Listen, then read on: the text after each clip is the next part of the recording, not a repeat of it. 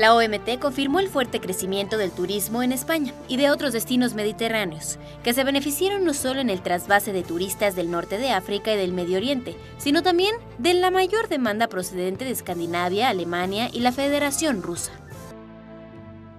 Estamos llegando al último segmento del programa y no quisiera omitir y que nuestro auditorio conozca un dato que me parece muy relevante, que es, ya diste información sobre cuántos llegan a México, pero ¿cuántos mexicanos son turistas internacionales al año?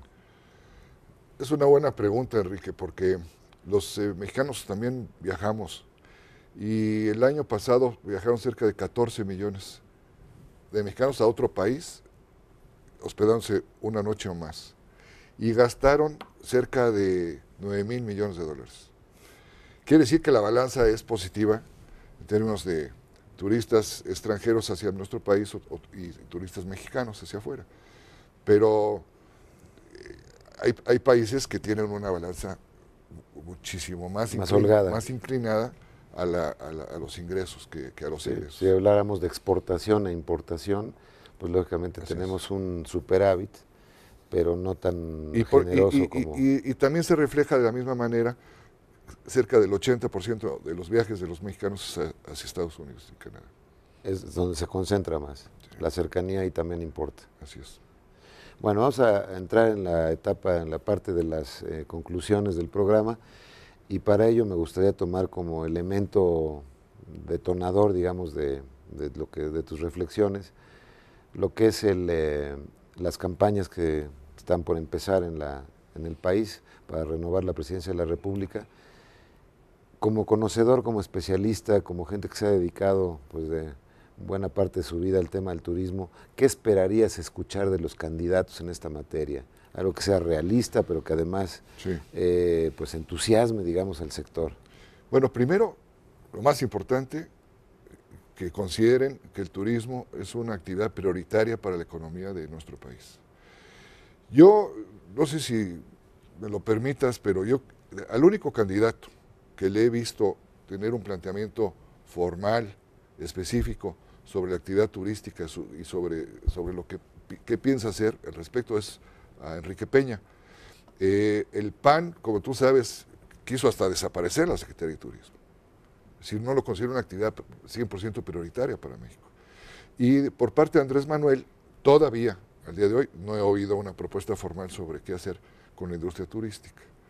Entonces, de esa manera yo te contestaría. En las plataformas de los partidos, ¿tú has detectado algo más allá del candidato? Que digan, no sé, por ejemplo, si Acción Nacional a lo mejor fue una cuestión administrativa del gobierno del presidente Calderón, pero no es parte de digamos, de su filosofía el desaparecer el sector turismo. Así es. Bueno, a nivel gubernamental me refiero. Sí.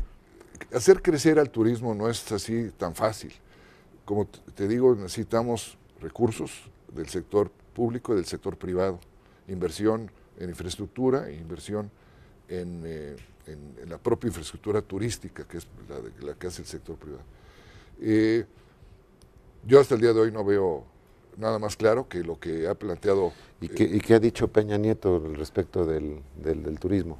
Peña Nieto considera el turismo como una prioridad, es decir, como una industria fundamental. O sea, sí le da la jerarquía que tú estimas. Eso ha dicho, eso lo he oído yo, no solamente en diferentes lugares, sino también lo hizo como gobernador en un estado que no es eminentemente turístico, pero sí generó él una atención muy importante al turismo, como por ejemplo la infraestructura carretera, el apoyo que le dio a los 3 destinos, recuerdo 2, pero tres, ya están, que es Valle de Bravo, Iztapan de la Sal y Teotihuacán. Son los principales destinos del Estado de México y realmente sí le puso atención y tal. Y por otra parte, él en su libro plantea el turismo como una actividad que va a generar desarrollo regional y generación de empleos. No llega específicamente a mencionar exactamente dónde ni el cómo, pero sí lo maneja como una prioridad para su plan de gobierno. Pues que parecería que si se quieren generar empleos, esta es una de las áreas más susceptibles de hacerlo, porque la inversión, digamos, dura en manufactura, en industria pesada, es muchísimo más difícil de lograr, en construcción incluso es más difícil de lograr. A veces son empleos más temporales, ¿no es cierto? Por ejemplo, en la construcción, pues termina la obra, se acabó y pues a ver qué hace la gente. Sí, pero mira, generar el desarrollo turístico, te voy a poner el ejemplo de Cancún. Es decir, Cancún, ¿cómo fue que creció de esa manera? ¿Por qué? Porque el gobierno primero hizo toda la infraestructura de un lugar donde no existía, había 53 pescadores viviendo ahí. Entonces el gobierno le dio infraestructura, carretera, aeropuerto, generación eléctrica, agua. Incluso cosas como campos de golf y campos marinas, de golf sí. y tal. Y los primeros 11 hoteles los construyó el gobierno y luego se los vendió al Ministerio Privado. Yo no lo haría así actualmente, es decir, a lo mejor pondría, como tú dices, promoción a la inversión, incentivos fiscales, incentivos fiscales, a lo señalas. mejor el gobierno con los terrenos que tenga Fonatur que participe de socio con el terreno, pero hay muchas maneras. La otra es que este ejemplo de Cancún es porque se generó con la participación del sector público. Entonces también hagámoslo así, tuvimos éxito en Cancún, hagámoslo de la misma manera en otros lugares. Pues yo espero, estamos llegando al final del programa, Ricardo, que pues haya sido en primer lugar de interés para el auditorio. Es un tema eminentemente internacional para México, tiene que ver con el entorno, por ejemplo, económico. La crisis en Europa seguramente no facilita que vengan más turistas europeos en este momento. En la medida en que las grandes economías del mundo tienen que apretarse el cinturón, no beneficia, pero este seguirá siendo uno de los grandes motores del país. Y una de las cosas a las que nos hemos abocado en este programa es identificar cuáles son los motores que hacen que este avión México pueda volar. Y uno de ellos ciertamente es el turismo. Y siento yo que pues hay que seguir con esta lucha de tratar de sacar, digamos, del cuarto oscuro en el que a veces metemos al turismo, que no se le observa como ese gran factor de desarrollo. Y pues creo que los elementos que has aportado este día han sido muy, muy interesantes para todos. Por lo menos para mí ha sido muy eleccionador conocer las cifras, el juicio que haces tú de ellas. Y bueno, esperemos que los candidatos efectivamente pongan más atención a este tema.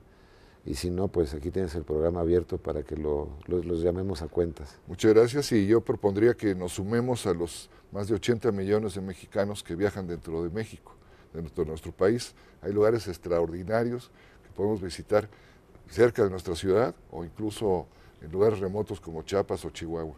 Pues es lo que necesitamos en primer lugar, creo que gente como tú, promotores naturales, que quieren mucho a su país, que lo conocen a fondo, y bueno, creo que te vamos a hacer embajador mundial para el turismo en las próximas administraciones. Muchas gracias. Gracias de ver, Ricardo, por tu presencia. Muy amable. Amigos de Efecto Mundial, muchísimas gracias por su atención y nos vemos la próxima semana con algún otro tema de la agenda mundial.